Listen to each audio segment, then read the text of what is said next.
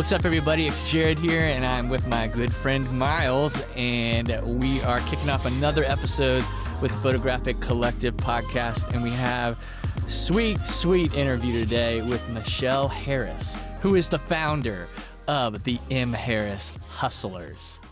Miles. Dude, if you can please put the air horn in there, dude, she is an energy bomb, and this episode is filled with so many cool insights. Yeah. I mean, just to like prep you guys for this is a woman with affiliate teams in 2 different cities, as well as maintaining her own thing and doing education all over.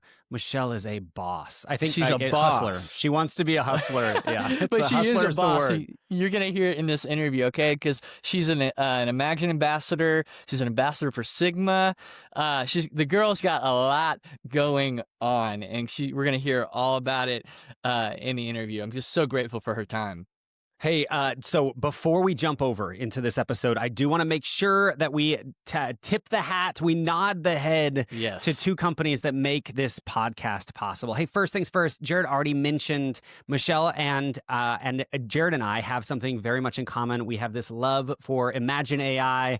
You guys, Imagine makes all of our editing, culling, and streamlining process very, very smooth. If you'd like more information on that, click the link in our show notes for a direct link not only into Imagine, but also into our custom profile, which is called Iconic. What? And the second, of course, is a quick nod to our membership-only platform called PHOTOCO.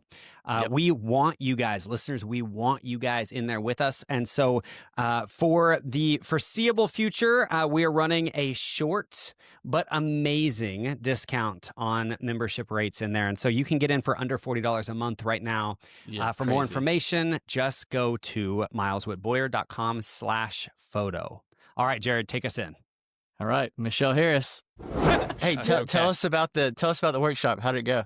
Oh, it went amazing. Like, what is it? What is that workshop? It was a wedding workshop. I call it Master of the City with M. Harris. So it is. I put it all over the United States. I used to do way too many, so I only did 4. Scaled it back. Yeah, like I was doing them all the time, everywhere. Anyway, this year I only did 4, so I did DC and Charleston, South Carolina, and then this was just Chicago. And so in the morning we get together, just like have goals of what they want to have by the end of the workshop, and because some people come in all different levels. So like some people are like, oh, I just want to, get better at my pricing, or my posing. Lord, my posing. Some people are like, okay, I really want to get my lighting together, like that type of thing. Some people are like, I never step back and take really wide photos, so I don't have a lot of hero images. So we make sure to focus on those things to make sure by the end of the day they have those things. So we did that. And then I had a shoot like inside the Airbnb to show the difference between using light and not. Because I had been not using light for a long time, like my whole career for most part. I would just rock out with just a little like video light. I'm like, it's fine. No. So I have a lot of people who follow me who were just natural light. And now I'm like, hey, come over here.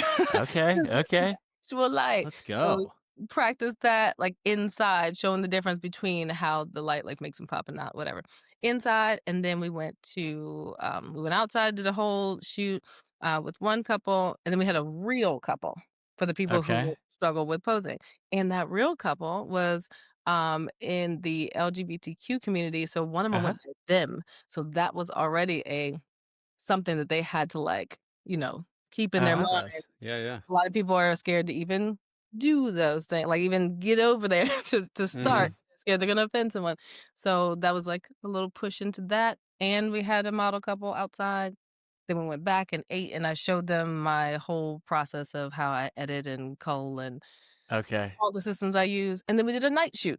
By the end of the night shoot, everybody was like, no wonder you're so tired.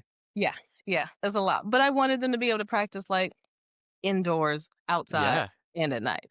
So they got to do all of that while learning how to edit, how to call, right? And then anything else they asked, I, answered. So this is crazy. Yeah. That's wild. That's like you just taught like a a film school in like 24 hours. Yeah, but it genuinely was a lot. And is there, Michelle, is there one more this year? There is one more November 11th. It's going to be here in Atlanta, though. So Is it too late for me and Miles to sign up? no, it's not too late. It is not too late. Come on Jared, out. she will kick people off for us to ATL, be there. baby. No, I mean, we can make some. We always make some space. Okay, I like it. That's fun. That's awesome. That's awesome. Okay, Very cool. That's so cool. Okay, so like, admittedly, I don't know enough. Like, going through your website and your social media, like, Michelle, you are everywhere. Yeah, yeah. I'm a lot of places. You are a lot of places. How do you how are you handling that besides needing like a good day of rest? Like a 48-hour nap. Literally, literally just trying to nap. I don't know. Because you're a mom. You have a Yes. family. Yeah. Yes. Okay. So, and that even added an extra bit to this workshop because I knew that this week was fall break. So in my head, I was like, oh, I'll find somewhere for my girls to go have some fun somewhere else while I do this workshop. And I looked up, and my oldest daughter's father was like, oh, I'm just going to send her a ticket and she can be with me in New York all week. And I was like, oh, yeah, cool. That's fine. And I was like, oh, wait, that means I have the 11-year-old who I cannot just leave in the house. Nope. Alone. Nope. My 14-year-old, she's fine. She don't even want to come out of her room, but to just eat and go back in. But I ended up having to buy her a flight to come with me, so she was with me the whole workshop. Okay. Was that cool? And yeah, it was great. Cool. But like, I didn't know if she was gonna be like, ugh, like, Mom, I'm so over this. Yeah. Me down here, because I normally don't take them to these things because I'm pulled in a million different directions and I have a lot of other stress, not mom stress. So I never wanted to add mom stress to workshop stress, but it worked out great and she had fun. I would bet it was really special though for on both sides. I mean, for everybody but you. Like, for everybody but you. You know what I'm saying? Like, I bet it was really special for her to get a chance to like be proud of Mom. Yeah, That's a cool thing. And I bet it was. I would bet that she may walked not away show being it. like, my mom's actually kind of a boss. But then I bet it was also really special, like very cool for people taking your workshop to be able to humanize you a little bit. Because you do put off these kind of like larger than life vibes. Yeah, that I do. I know. And I mean, is that natural? Is that just you? I think it's just me. Because like, I had this thing where people are like, oh, have you ever experienced where people didn't pay any attention to what you had to say because you're a woman and you're this? And I'm like, no, when I walk in the room, I'm like, hello, hey, I'm here. And like, I'm here. I'm paying attention. And so like, I don't really have, it just comes natural. Yeah. Hey, I feel like you said, I read somewhere that you've been shooting since like 2015 or how long? Is that about right? Okay. Yep, Tell me, I'm just so curious about the workshop stuff. When did that start? Were you like, I'm going to start doing workshops? Yeah, so that actually started off really early on. And that's because in 2015, I legitimately could not find anyone who looked like me to teach me how to do photography. Yeah. It just wasn't a thing. Now, who I ended up learning from, like on Creative Live, like the closest I could find was Jasmine Starr back then. So I learned some stuff from her, but like Sal Sankata was everything to me. Like, he taught me all of the things, and I was just like, and Michelle, I am dead right now. You were name dropping the OGs. Listen, I know Jasmine pretty well, but back then. That's all I had. Okay. Yeah. All right. Okay. Keep going. All right. So Sal, and then Joe Busing taught you what it looked like to do this when you were 300. So here's the thing. I don't even know who that is. What? Oh, you can't go back on Creative Live. Look, that's all. He shot Carrie Underwood's wedding. Anyway, go ahead. Keep going. You're good. I didn't. I only got those two. Those are the ones. That's all you needed. I got on there. No, in Pi Jersa, I got like an engagement session thing with him back then. Whatever. Yeah, we that's all I could find. And so like as soon as I knew enough to feel like I could help other people, I was like, okay, I don't know everything, but I'm gonna do a little posing workshop in my area. And like 6 people came, and I was like, oh, this is awesome. And then somebody saw that I did that and asked me to be on something online, and then it just went from there. And I always knew that like when I figure this out, I'm going to teach people how to do this because there's no one out here looking like me doing the thing. So it was more like you saw a need for it, not like low hanging fruit. It wasn't like there's an opportunity for it. It was like there's a need for this. I was like, this is what I need to do. That's special. That's important. Have you ever taken time? Genuinely curious. Like, have you ever taken time to kind of celebrate that? Because I think most people in our industry are so like they're so success oriented that they're usually just on to whatever the next award is, deal the next is, like, you know, how do I become a $10,000 wedding photographer? How do I become a $20,000 wedding photographer? But like to take the time to see an opportunity and say like, no, there's a need here and I'm going to fill that. Yeah. I probably that's a big I'm the deal. worst at celebrating myself. I'm also a Virgo, so I literally am the hardest person on myself. But I don't think I look at life that way though. I've never been like, oh, let me reach to this many even followers like on Instagram. I don't even be worried about none of that stuff.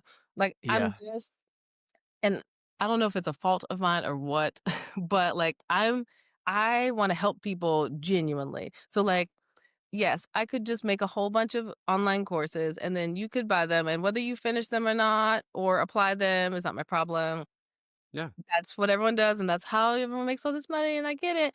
But, like, I'm like, "No, I wanna make sure that you did this. Yeah. Like, did you do this? I want to, like, hold you accountable for the thing." So, like, that's why, like, my community is what it is because everyone who's ever gone through any of my programs will tell you that it doesn't matter if they took it 5, 6 years ago. I'm still like, "So, what's going on? How are you? Are you doing the thing?" Wow. Like, Okay. That's really cool. I This don't know, is I a lot just about you.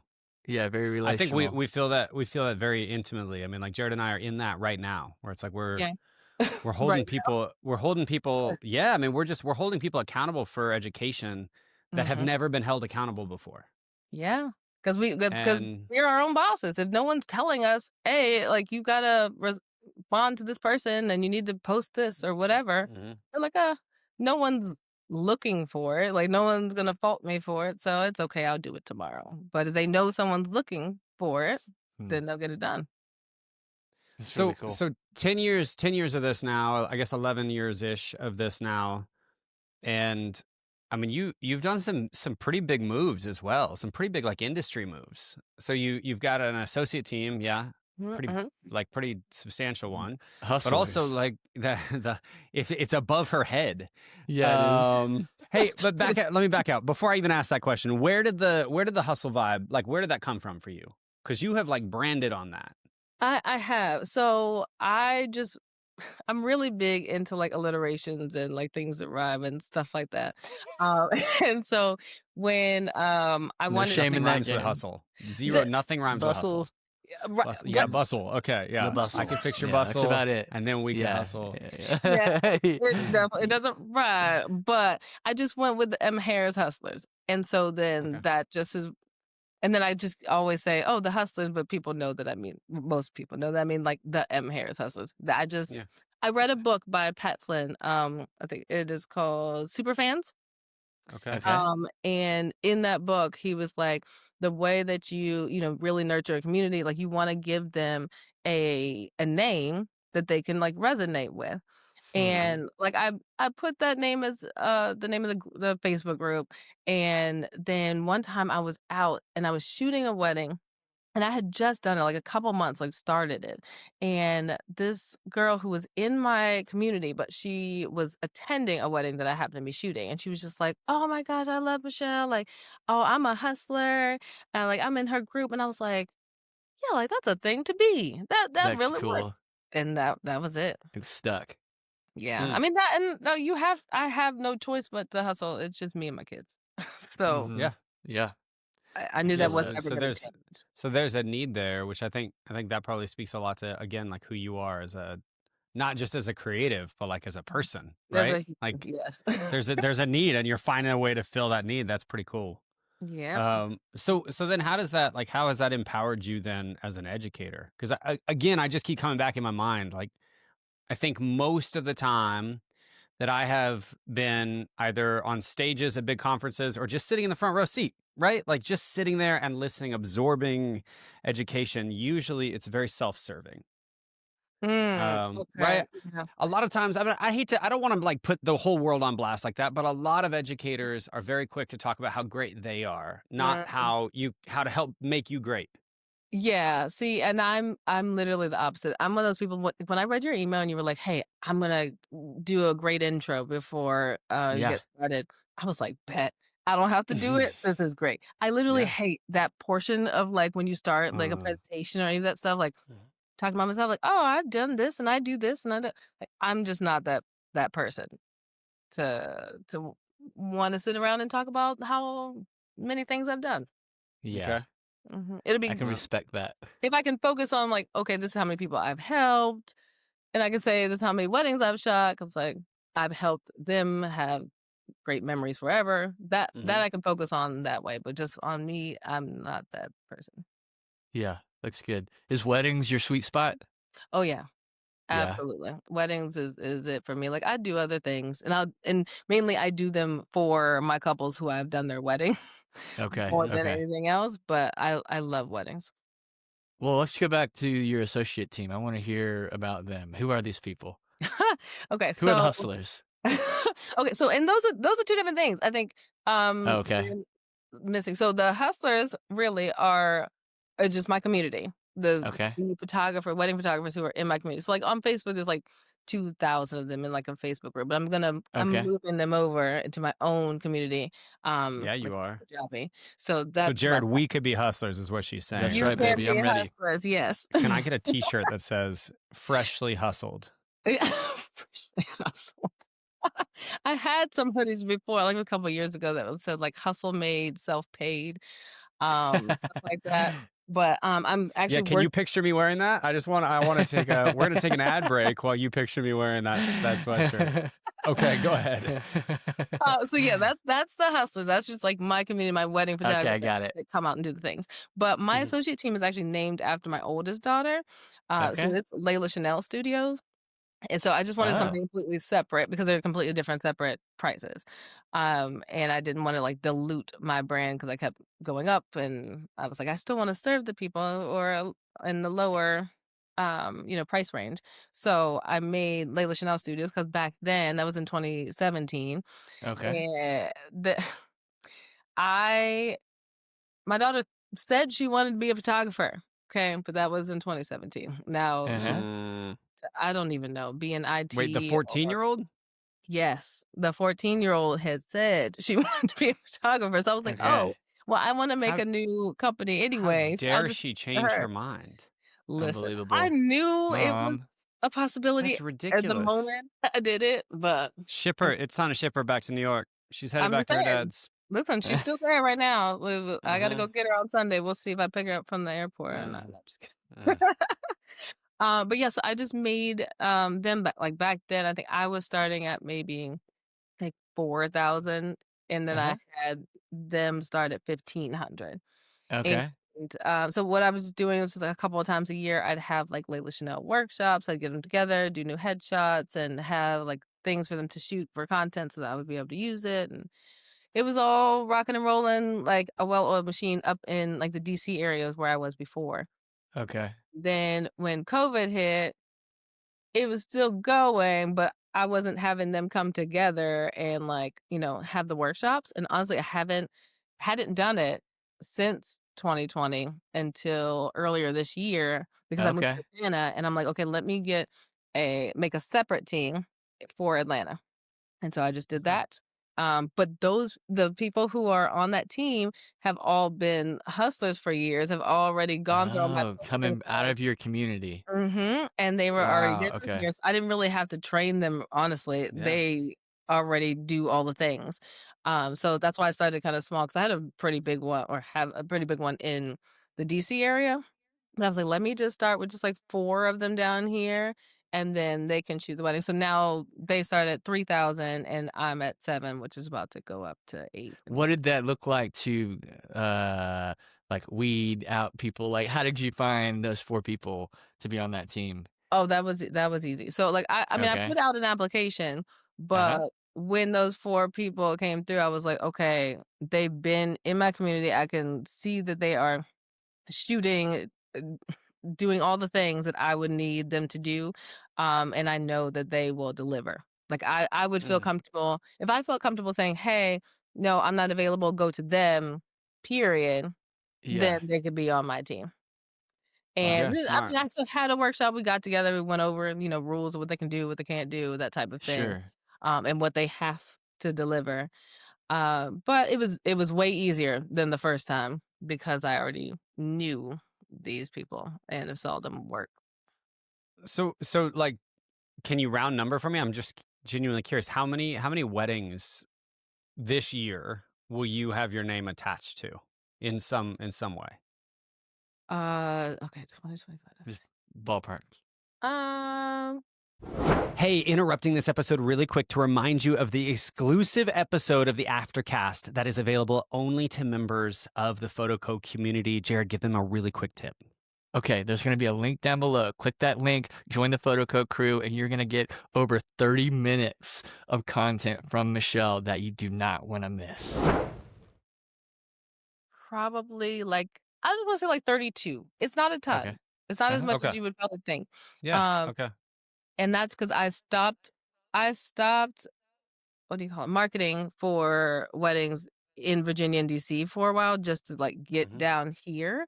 And I wanted to slow down because I moved one of the reasons I moved down here is because I realized that a huge population of my community at the hustlers were here. Um Yeah. Okay. and I Very realized cool. that education has finally gone like up in what I enjoy more than actually Okay.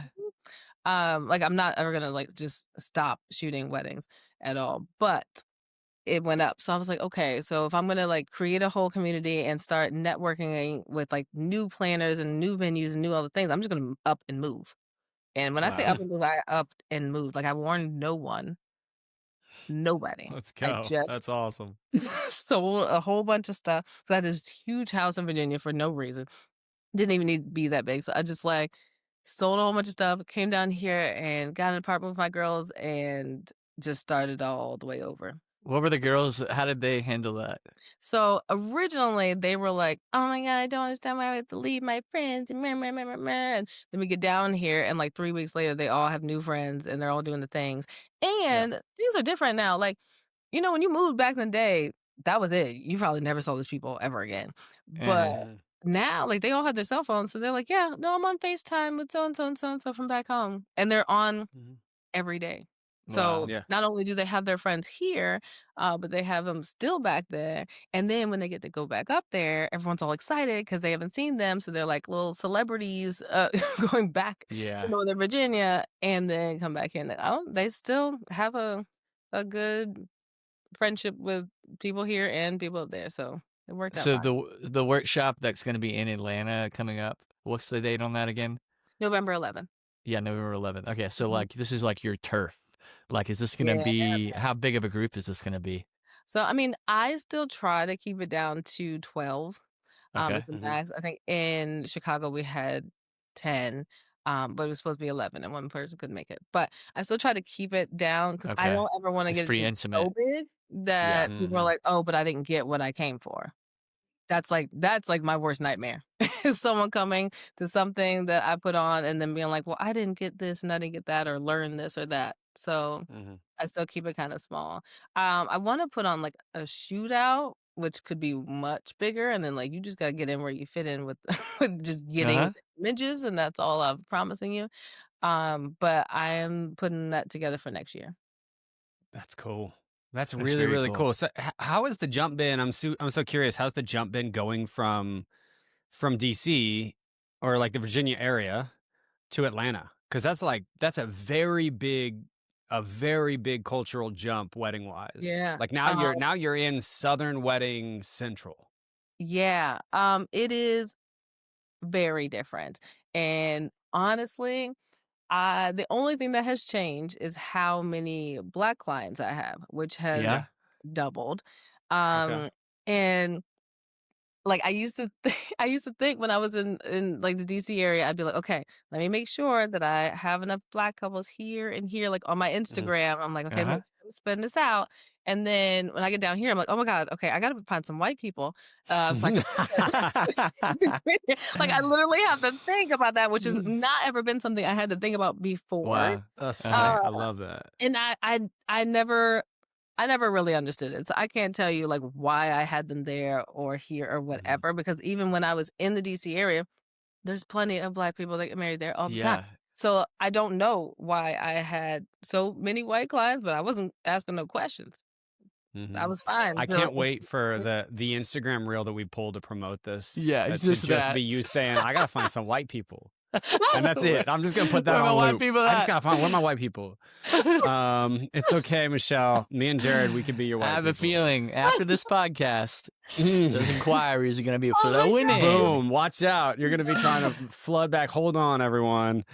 So what I guess the reason I asked that is just because I mean I'm sure you've shot weddings, all over the place, right? But like Jared and I travel a lot. We shoot weddings internationally, but then also just sort of like culturally all over North America. And there is something about the South that is hard for a lot of the industry to wrap their mind around. It's like we had let me back out and say one of our students actually in PHOTOCO mentioned to us in a coaching call a couple of weeks ago. She's in Southern California where they genuinely feel like the world revolves around them. And she was like, well, I'm in San Diego. And so it's kind of like whatever happens here is ahead of the curve. And we kind of sat back and smiled and we were like, I don't know I don't think that's actually the case.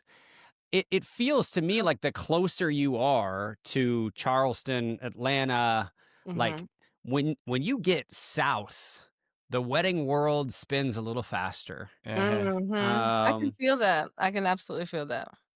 So like tell me as a photographer, how has your process changed, or has it changed? Like, do you shoot differently? Are you seeing a shift in the industry, like in the way people are asking for work, or anything? I feel like it definitely has changed. The difference is I find down here that the style it's bigger for people to have more off-camera flash. When I would say it isn't absolutely necessary, but it could help. Okay. Like that type of style I feel like is bigger down here than in DC. I really don't know, but I feel like the only thing that bothers me about the South and weddings is bridal sessions. Okay. Yeah, you can say it. This is a hot take. Let's go. Bridal sessions. I hate them. Why? Because you want to go get all glammed up and put on your gown and go take a whole bunch of pictures of just you and your gown to have a picture of what you actually look like in real life on that day at your wedding. And I can't post it beforehand. I gotta wait till after. What are we doing this for? Girl, could I challenge you on that? Yeah, tell me. Can we do this? Here we go. So I hated them for a long time too. So, verbatim, everything that she would say to our girls. And then I had this really cool moment. I can't remember which couple it was, but years ago, I had this cool moment where I had a bride that showed up for her bridal session. Her makeup artist had canceled on her. And so she did her own makeup. And she looked great. She looked fantastic. And she played and she laughed and we had fun, and it was not posed and it was not forced and it was not fake. And the groom called me after he got the wedding photos to tell me that his favorite photos that he had were of the bridal photos because she looked like her. And so we've pivoted now when we do bridal sessions where I tell the girls that I'm like, hey, if all you're going to do is just look like how you're going to look, act like how you're going to act, and show up and wear the same dress, there's no point. We can do all of that on the wedding day and for a lot cheaper. Like you could add me for an extra hour of just bridal photos on your wedding day, a whole lot cheaper. But if you want to create something for the groom that is memorable, that's real, that he can see and he can experience, he feels you in it without the pressure of like being the bride, then I can see like a real value in that. And it has completely replaced, so much so that like now none of our girls, we didn't really shoot boudoir anyway for obvious reasons, but like could you imagine anything more awkward than that with me? You roll in your underwear and I would just start laughing. I'd be like, poof, all right, here we go. But it has completely replaced that. Completely replaced it. Like for a long times we had brides that would like hire a boudoir photographer for like a wedding present or something. It's completely replaced it. And now they're all giving their bridal photos to the groom as a wedding present. Like, hey, I did this for you. It's pretty cool. And I'm like, like, as a guy, as a man, I'm like, that's valuable. Like, that's real. Now I have a photo of my wife where she looks like her. Okay. I could see it, but I think I'd actually have to physically see it. Because, like, that means she'd have to give it to him not before the ceremony or the first look or whatever, because then he would know it doesn't come, it doesn't even come on the wedding day necessarily. It's just a like, hey, I can't wait for a lot of times. Here's what I hear a lot of. Jared will attest to this. A lot of times we hear this during the first look. We're all hanging out, we're all laughing and having fun. They've seen each other, the emotion has settled, right? And a lot of times we hear this same sentence over and over again, where we will hear the bride tell the groom, I can't wait for you to see my bridal photos. Yeah. Okay. And I'm like, cool. It's cool. That's brand gold. Anyway, there's a hot take for you. Yeah. Okay, let's get back to interviewing me, because this is not about me. Yeah, but that's okay, because like the standard traditional way of doing bridal portraits, I hate. How you're doing them, I might not. Yeah. There we go. Makes you switch it up. There we go. Your deal. You make it Jared, happen. you and I just became hustlers. Hustlers. Yeah, that's totally. It. What do your engagements look like? Do you do My engagement sessions? Yeah. Absolutely. That is something that is like required. Is that like your favorite, or like do you like that piece? I do. I love engagement sessions because I love to meet my clients beforehand, get to work with them, pose them, figure out what they like, what they don't like, their good sides, bad sides, like all of those different things I like to know before their wedding. And so there's no way that I'm going to just show up and be like, I'm sorry, which one is the bride? Yeah. Oh God, I can't. Yeah. So I love working with them in that capacity beforehand. And then seeing like the photos all blown up or, in a book or something like that at the wedding always makes me happy too. Okay. Hey, go ahead. Oh, go ahead, Jared. No, I had a question, but go ahead. I'll steer us. Okay. Well, I was going to say, like, where did this work ethic come from for you? So, because it sounds like we've interviewed, let me give you balance there, like to give you why I'm asking that. We've interviewed a lot of, this is almost our 90th episode now. Can you believe that, Jared? 80, like 8, something like that. Anyway, we've interviewed some huge, he had hair when we started this. It looked just like yours, Michelle. Actually, you guys had very similar hair. But we've interviewed at all spectrums, mammoth names, massive names, and then kind of the up-and-comers that have like a cool perspective or whatever. But you've got a really unique perspective on work. Like the way that you talk about your work, like you are very active. Yeah. I'm exhausted for you. Where did that come from? So, try to like speed up the story. So I was adopted, and I was adopted by a single mother. And she just did all the things. So she was in the military, but she also was like constantly trying to get her degree, and this was like in her 40s. And she was like big into like her hobbies, and like she just was doing all of the things and taking care of me. Wow. So that's all I've ever known. Is just that's what she did. And so that's how I move. That's really the simplest way to put that. But she passed back in 2019. So that was a struggle to get through there. I bet. Yeah. But I also still know my real biological family. So it's kind of like a complicated thing, because like I have a relationship with my actual birth mother, who just moved down to Georgia after I moved to Georgia.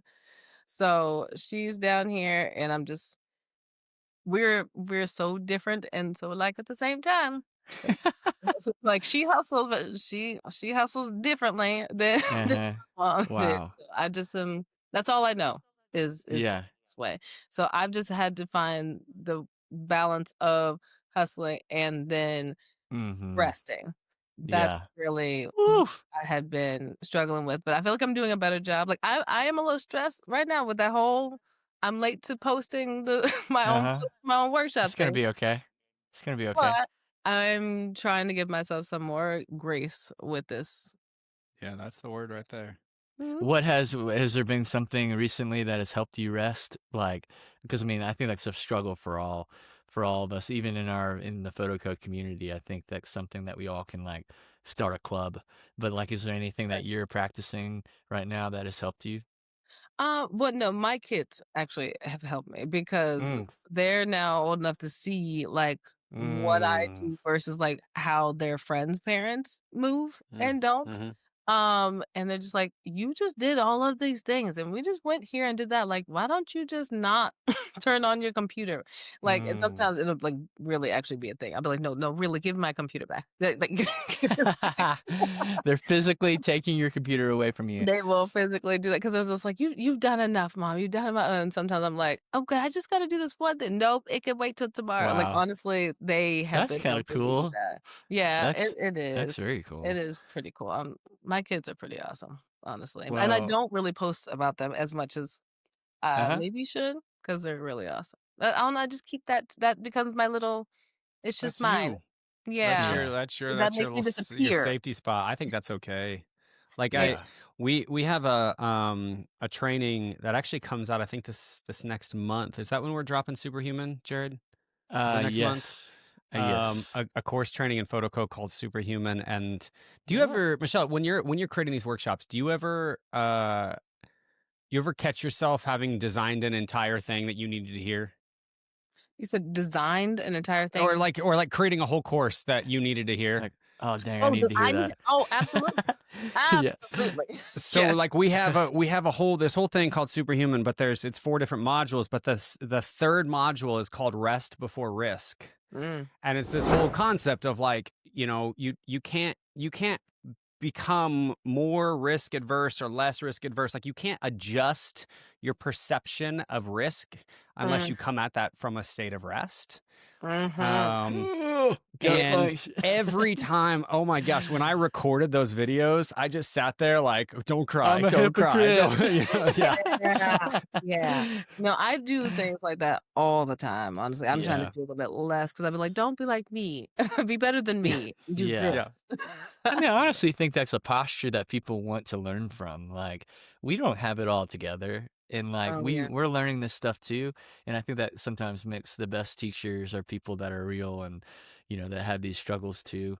Well, I wanna kind of land the plane here, and I have one more question that you're probably gonna hate because you hate talking about yourself, but I'm curious about it, and I know we have the aftercast where you're gonna teach us some awesome stuff.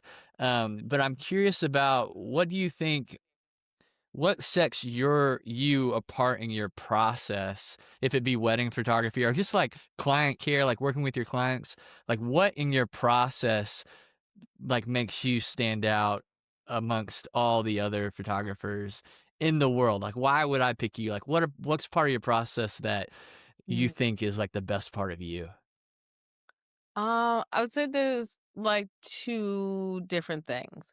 When it comes to how I actually care for my clients, I have found that I tend to get two pieces of the spectrum with my brides in particular. So I get a lot of brides who are very timid and more on the quiet side, and they hire me because they know that I'm going to take care Hmm. of things. Okay. So if they Okay. don't want, their aunt in the getting ready space, but they know that that aunt is gonna show up and, like, be early and try to be involved, and they're having anxiety about it, like, they'll tell me about it beforehand so that I can be the bad guy. I don't mind being the bad guy Huh. for my own clients. I don't care who it is, a sister, a cousin, a mom, uh, anybody.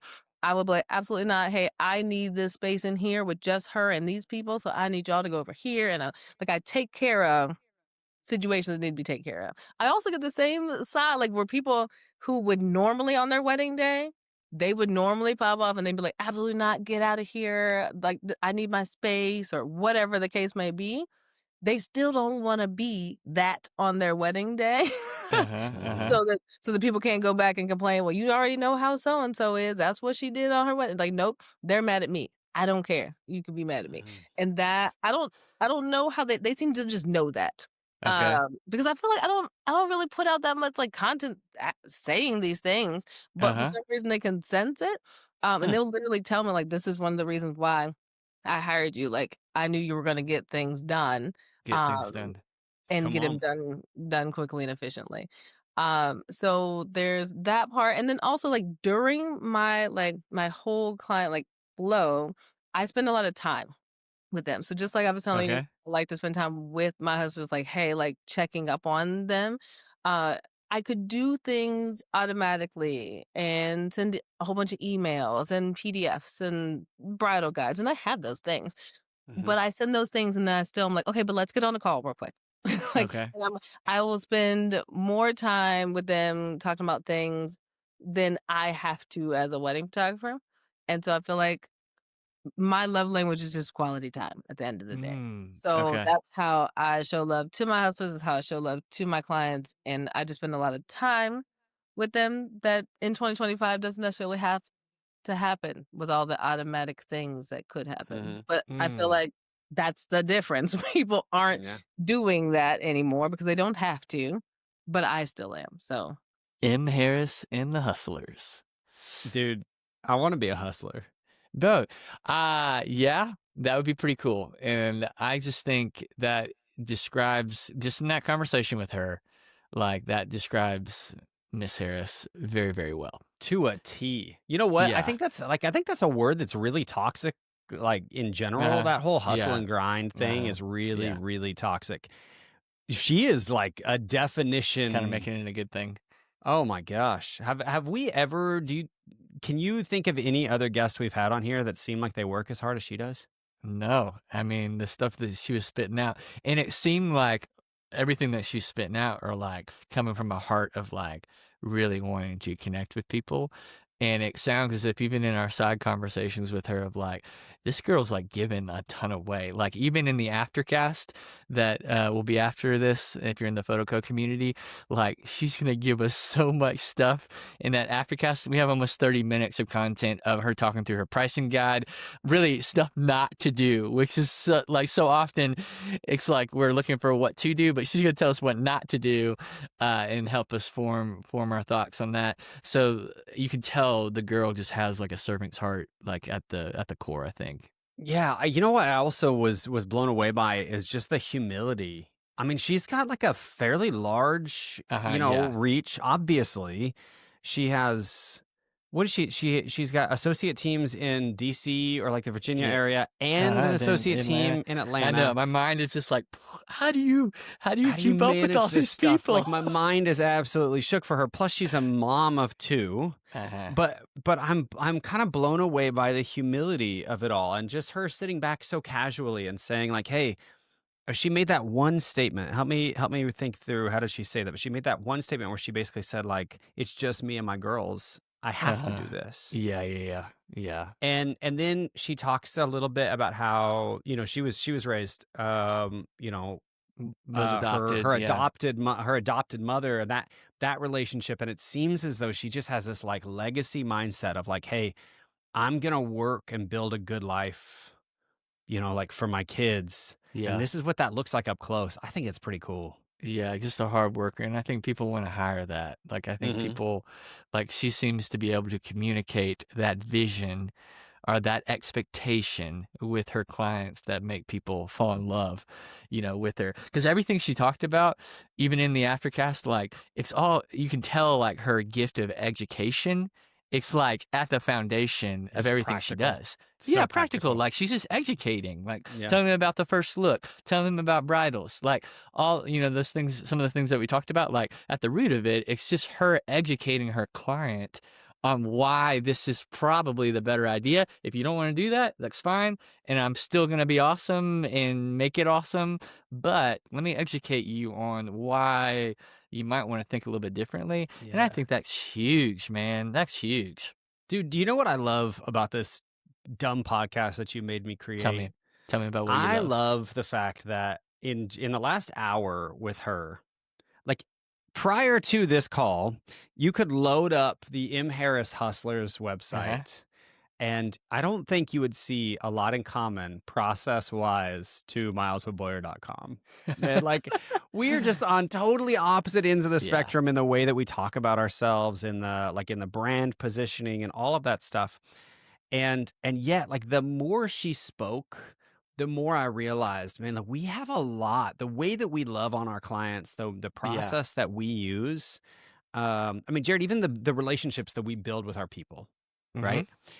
It was so affirming to me to hear her say, like, this is what she values. Yeah, it's like very cool. And I'm like, cool. It's nice. It's nice to feel as though we're in the right realm with people we appreciate, like people that we really respect. Like I very much respect her hustle, which is a cool way to be able to put that. So okay, so then in the aftercast, you already hinted at this, dude. I cannot wait. This is so dumb for me to be this excited about this. I can't wait to hear people's responses. Like our students are gonna lose it because this is immediate stuff. Like there's probably. Is there 5 or 6, maybe even more, like 8 immediate well, she goes into steps. Subcategories. Yeah, she's like, I say 1.3.7. But she's very specific and she's confident in it, and like humble enough to say, "This is what I do." Yeah. But confident enough for you to walk away being like, "I think that's the right way to do it." Yeah. You know. So I mean, it is genuinely going to change. There's a few things that I'm going to change about our website, like today. Mostly just because she is so practical in her advice. Like it just makes a lot of sense. And I'm now sitting here wondering, like, how many clients have not written me because of this, you know? So very cool. Okay, so let's do this. Let's just assume that that Michelle has like 10 hustlers that we also need to get on this show. So I'm gonna put you on. We need to find, guys, if you are a Michelle Harris hustler, come at us. We want to hear from you guys. Like, I want to know, has she shifted changed the trajectory of your business? Because like I want to believe in her whole stop, and she is super cool. So hey, last thing, Jared, just reiterate for me real quick. I know she mentioned she has a couple like learning opportunities where you can actually like roll in and support her, right? What are those? Yeah, there's a workshop in October and there's one in November. I think we'll just put it, so I don't get it wrong, we'll put it all in the description below because it's not too late to sign up. But she talks about these workshops in the beginning of the interview, and when she was talking about them, I was thinking this as she was saying. She was talking about it, like she gives away so much. I mean, it's like one-on-one coaching where you're like, here's my problems, and she's like, here's the solutions. And so that's the workshop you want to be in. So we'll put the links below for you to check that out, or you can go to her website. It's all over the place on there for you to sign up. So go support our girl Michelle. She's awesome, and we're just so glad you guys joined us today, and we'll see you on the next one. Okay. All right. Thank you.